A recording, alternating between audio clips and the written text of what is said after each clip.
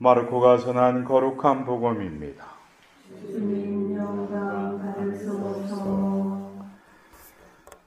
그때 예수님과 제자들은 호수 건너편 게레사인들의 지방으로 갔다. 예수님께서 배에서 내리시자마자 더러운 영이 들린 사람이 무덤에서 나와 그분께 마주 왔다. 그는 무덤에서 살았는데 어느 누구도 더 이상 그를 쇠사슬로 묶어둘 수가 없었다. 이미 여러 번 족쇄와 쇠사슬로 묶어두었으나 그는 쇠사슬도 끊고 족쇄도 부수어 버려 아무도 그를 휘어 잡을 수가 없었다. 그는 밤낮으로 무덤과 산에서 소리를 지르고 돌로 제 몸을 치곤 하였다. 그는 멀리서 예수님을 보고 달려와 그 앞에 엎드려 절하며 큰 소리로 지극히 높으신 하나님의 아들 예수님, 당신께서 저와 무슨 상관이 있습니까? 하나님의 이름으로 당신께 말합니다. 저를 괴롭히지 말아 주십시오. 하고 외쳤다. 예수님께서 그에게 더러운 영아 그 사람에게서 나가라 하고 말씀하셨기 때문이다. 예수님께서 그에게 내 이름이 무엇이냐 하고 물으시자 그가 제 이름은 군대입니다. 저희 수가 많기 때문입니다. 하고 대답하였다. 그러고 나서 예수님께서 자기들을 그 지방 밖으로 쫓아내지 말아달라고 간곡히 청하였다. 마침 그곳 산 쪽에는 노아 기르는 많은 돼지떼가 있었다. 그래서 더러운 영들이 예수님께 저희를 돼지들에게 보내시어 그 속으로 들어가게 해 주십시오. 하고 청하였다. 예수님께서 허락하시니 더러운 영들이 나와 돼지들 속으로 들어갔다. 그러자 2,000마리쯤 되는 돼지떼가 호수를 향해 비탈을 내려 달려 호수에 빠져들 죽고 말았다. 돼지를 치던 이들이 달아나 그 고을과 여러 촌락에 알렸다. 사람들은 무슨 일이 일어났는지 보려고 왔다. 그들은 예수님께 와서 마귀 들렸던 사람, 곧 군대라는 마귀가 들렸던 사람이 옷을 입고 제정신으로 앉아있는 것을 보고는 그만 급시 났다. 그 일을 본 사람들이 마귀 들렸던 이와 돼지들에게 무슨 일이 일어났는지 그들에게 이야기해 주었다. 그러자 그들은 예수님께 저희 고장에서 떠나 주십사고 청하기 시작하였다. 그리하여 예수님께서 배에 오르시자 마귀 들렸던 이가 예수님께 같이 있게 해 주십사고 청하였다. 그러나 예수님께서는 허락하지 않으시고 그에게 말씀하셨다. 집으로 가족들에게 돌아가 주님께서 너에게 해 주신 일과 자비를 베풀어 주신 일을 모두 알려라. 그래서 그는 물러가 예수님께서 자기에게 해 주신 모든 일을 데카폴리스 지방에 선포하기 시작하였다. 그러자 사람들이 모두 놀랐다. 주님의 말씀입니다. 그리스도님 찬양합니다.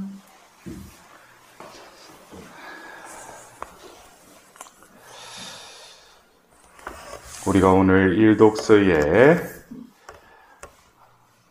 그 다윗의 그 모습을 바라보면서 또 오늘 복음에 그 게라사인들의 그 지방에 마귀 들렸던 사람, 이것은 그냥 구약의 한 인물, 또 예수님 공생애에 마귀 들린 사람으로만 바라볼 것이 아니라 지금 나의 삶에 있어서도 어떤 일을 겪고 있을 때 나는 그것을 어떻게 해석을 하고 의미를 부여하는가. 오늘 일독서의 그 다윗은 그 아들 압살롬이 반란을 일으키고 어쩔 수 없이 그 도성을 떠나면서 또 그 사울의 같은 지파인 베냐민 지파의 또 시므이로부터 또 저주에 가까운 그런 말을 듣습니다. 얼마나 비참했겠어요. 이스라엘의 왕으로 등극해서 하나님께 감사드리면서 춤을 추었던 그 다윗이 지금 이러한 처지에 치달았다는 거예요. 우리도 인생을 살다 보면 잘 나갈 때가 있죠. 근데 어떤 시련의 때, 자기가 견디기 힘든 어떤 그런 역경이 지금 치닫고 있고 그 속에서 그 소용돌이에서 힘들어하는, 그럴 때 우리는 그것을 어떻게 바라보고 있는지,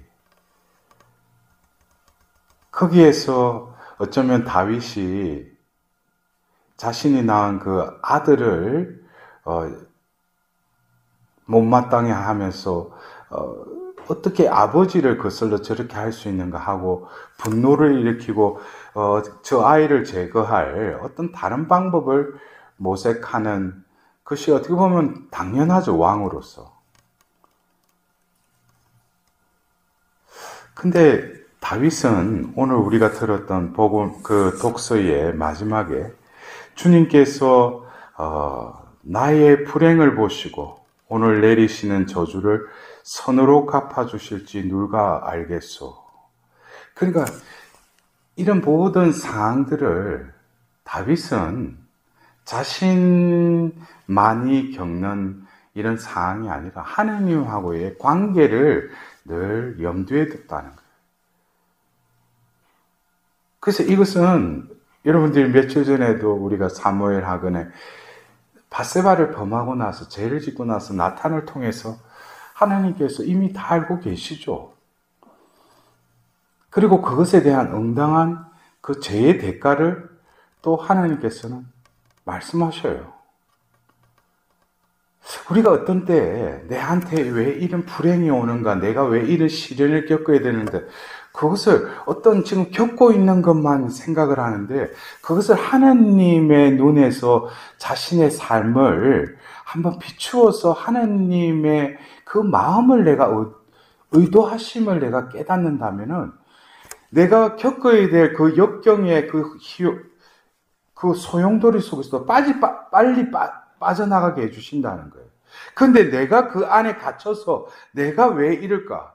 그러면서 어떤 주변의 어떤 사항들만 눈에 들어오니까. 그러나 하나님의 그 차원에서 하나님이 나를 이때까지 이끌어 오셨다면 분명히 이러한 사건들이, 이런 상황들이 전개되는 것도 의미가 있을 것이다 하고 한번 다시 돌아보면은 많은 경우 있잖아요.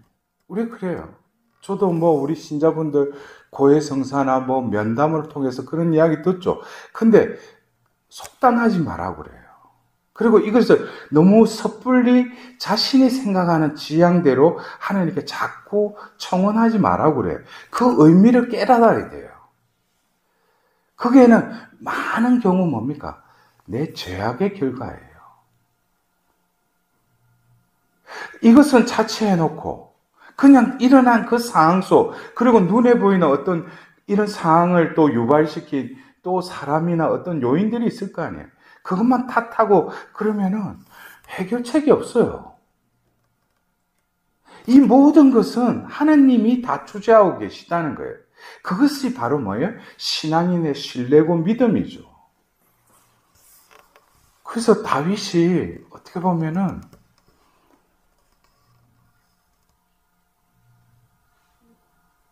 사무엘로부터 기름 부음을 받으면서 그 영이 그에게 이렇게 임하셨어요.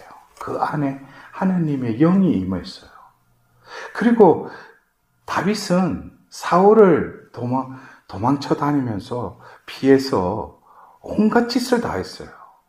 그러나 그러한 수모와 어떤 때는 자기가 내가 왜 이래 살지 하는 어떤 자기 모멸에 빠질 때도 늘 나와 함께 계신 하나님을 늘 염두에 두고 그 하나님으로부터 오로지 위로와 힘을 얻었던 거예요. 근데 승승장구하면서 왕이 되었을 때 유혹에 빠지죠. 그리고 우리가 그 시편 51장을 볼 때 부서지고 낮추인 마음을 주님께서는 낮추하니 보시나이다 그랬어요.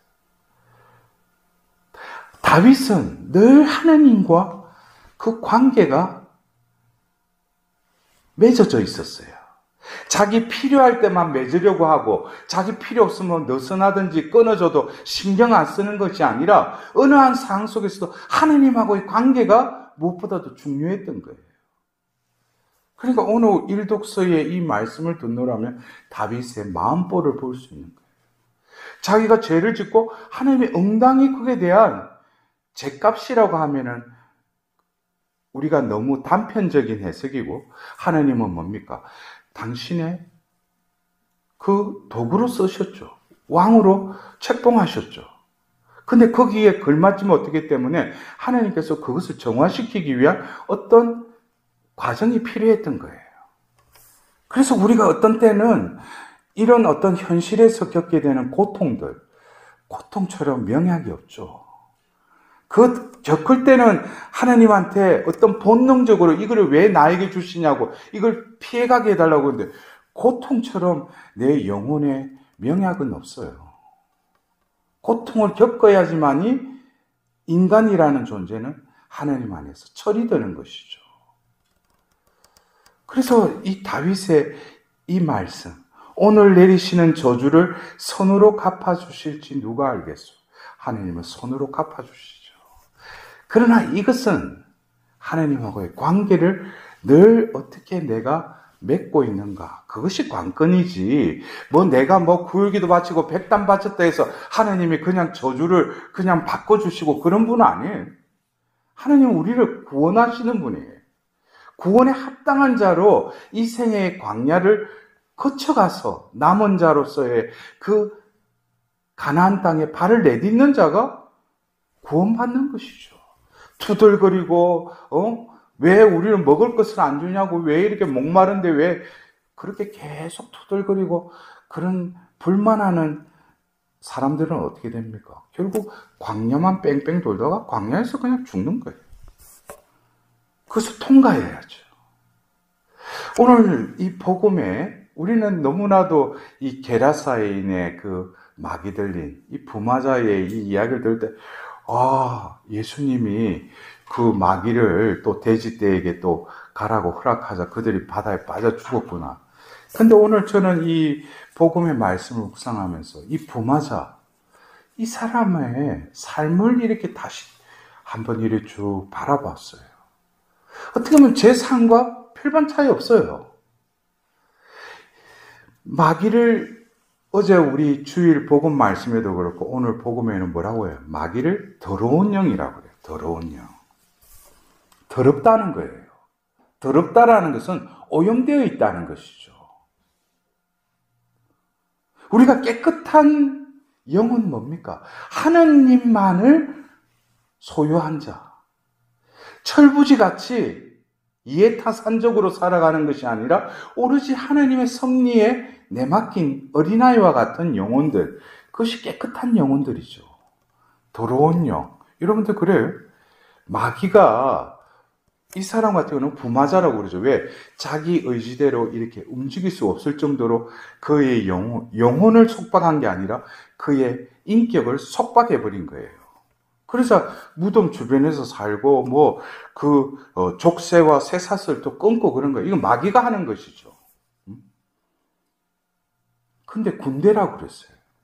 그때 당시에 로마 그 군대 조직을 보면 군단이라서 여러분들 레지오 마리아, 레지오를 우리가 그 로마의 그 군대 조직에 보면 군단이에요, 군단. 그래서 600명 정도 되는 그 군대 조직을 군대라고 그러는 거예요. 그럼 여러분 생각해 보세요. 더러운 영, 군대가 그 사람 안에 들어가 있었다.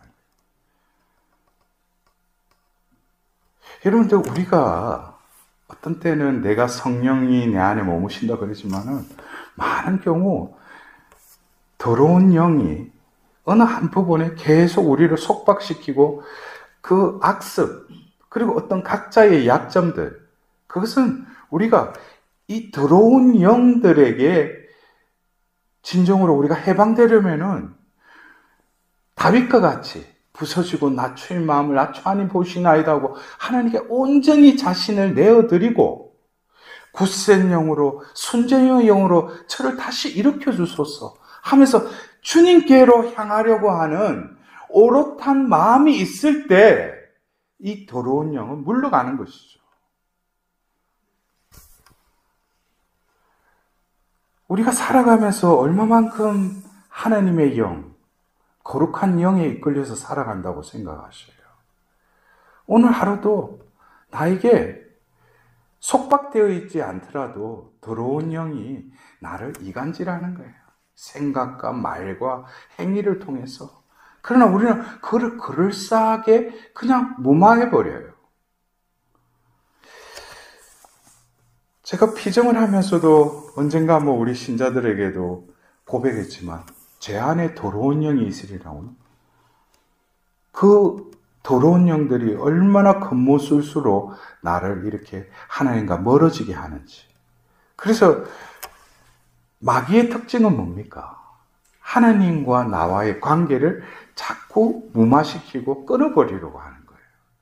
그것을 어떻게 자기 식대로, 자기 어떤 셀프로 모든 걸 행하려고 그래요. 그러면 우리가 생각을 할 때도 뭡니까? 자기에게 습관화된 사고방식들, 고질화된 마음가짐들, 선입견, 또 판단, 이런 건 다 더러운 영이 우리가 죄악의 타락 중에 빠지면서 적당하게 나도 타협하고 사는 거예요. 그러니까 어떤 그걸 딱 보면은 나도 모르게 그렇게 생각이 돌아가요. 또 마음이 그렇게 먹여져요. 그러면은 우리가 하나님 앞에서 하나님과의 그 관계에서 이 다윗과 같이 나에게 불행이 닥쳤어요. 근데 뭡니까? 제가 서두에도 말씀드린 다윗은 알았어요. 이건 자기가 감내해야 된다는 거. 그러면 내가 여기서 할 수 있는 거는 인내할 수밖에 없는 거예요. 그러나 여기서 하나님하고의 관계를 끊을 수가 없죠.